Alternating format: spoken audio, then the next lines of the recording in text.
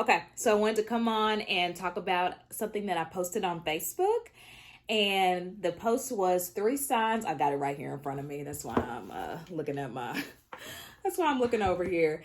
But it's 3 signs that your cortisol levels are unbalanced. And so the first sign is that you have no to low appetite in the morning.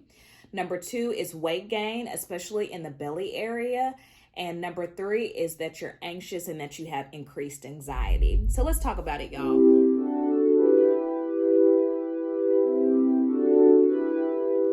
So, cortisol is a stress hormone that we naturally have in our bodies, and we need it in order to survive. But where we get into trouble is when those cortisol levels get too high.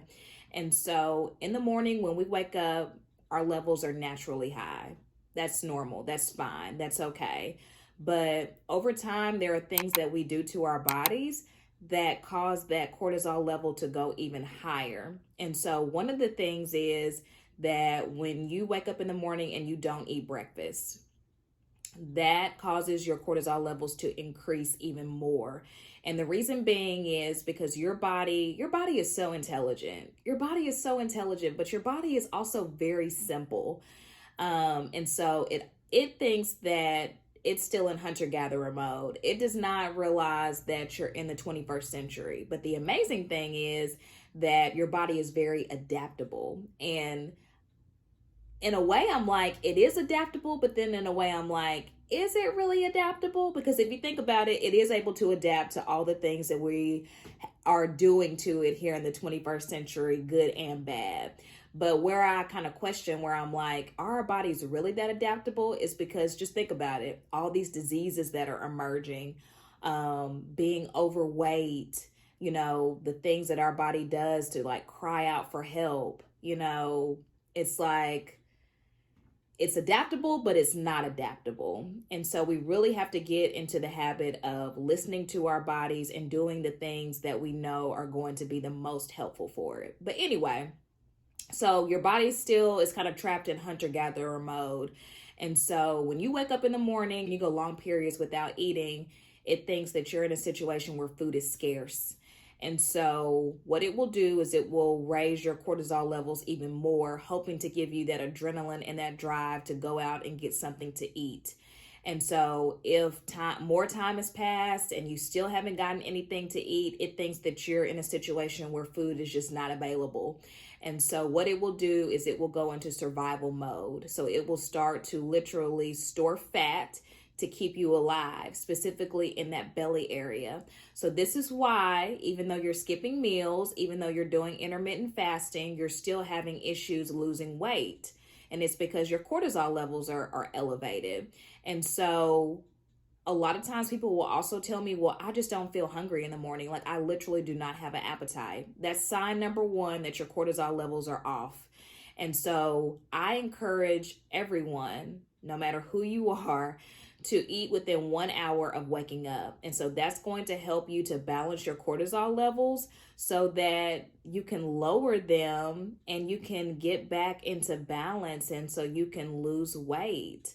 Okay. The second thing was the weight gain, especially in the belly. When you're able to successfully balance those cortisol levels, that's going to help with that belly fat. Because how many of us have said, I'm losing weight, but I just cannot get rid of that stubborn belly fat. And that's one reason why, because you've got to successfully manage those cortisol levels. And so something else that, or some other things that affect your cortisol levels are going to be the amount of sleep that you get every night, managing your stress. Those are also really, really, really important and something that I just don't think that we talk about enough. And the same for stress. And this is something that I really try to preach to my clients is that we are in such a stressful society that we have really kind of permanently etched our bodies into that fight or flight mode or that sympathetic nervous system. And if you can go back to biology, which is where I learned about the sympathetic nervous system, if you think about it, the sympathetic nervous system or fight or flight, you were only meant to stay in it for a few minutes, if that, because that was only supposed to be activated when you were in true danger, like a lion is chasing you, a bear is chasing you. Or if we go 21st century, maybe you have an intruder in your home, or someone pulls a gun on you, a threat. And then once the threat is gone, then you're supposed to go back into the parasympathetic nervous system, or that rest and digest. However, our society, with our jobs, with our commitments, with just, kiddos and our relationships with spouse or significant others, like, it can really just be really stressful, and it can really just do a number on us. And one way that it's doing a number on us is that it's keeping you in that sympathetic nervous system, that fight or flight. And so we have to get out of that. We have to get into the parasympathetic nervous system, into that rest and digest. That's where peace is. That's where harmony is. That's where healing is. That's why a lot of us are not able to heal from our ailments, because we're stuck in fight or flight.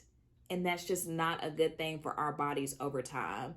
And so I really want you to look at your health from a holistic standpoint, because a lot of times I think we can just get fixated on one thing: nutrition, exercise, sleep, stress. We look at them individually, when really they all work together synergistically to get us to where we need to be.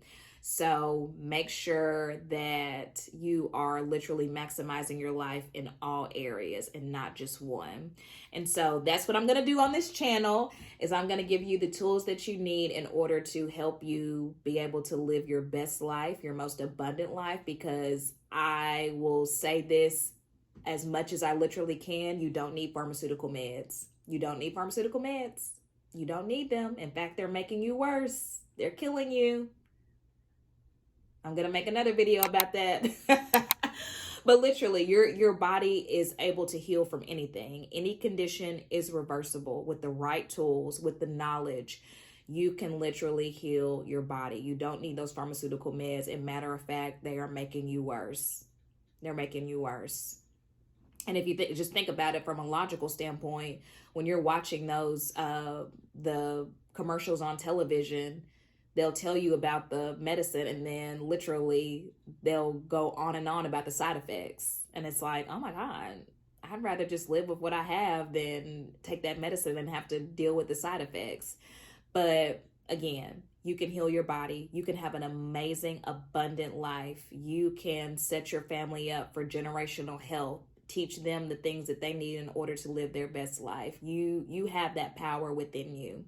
And so thank you for watching, and make sure that you subscribe, and also make sure that you click my All Things Maggie, my link tree, so that you can have access to my Facebook page, my Instagram page, my TikTok, and my free Facebook group where we talk all things nutrition all the time, in addition to what else do I, and then I also, in addition to my free weight loss jumpstart guide.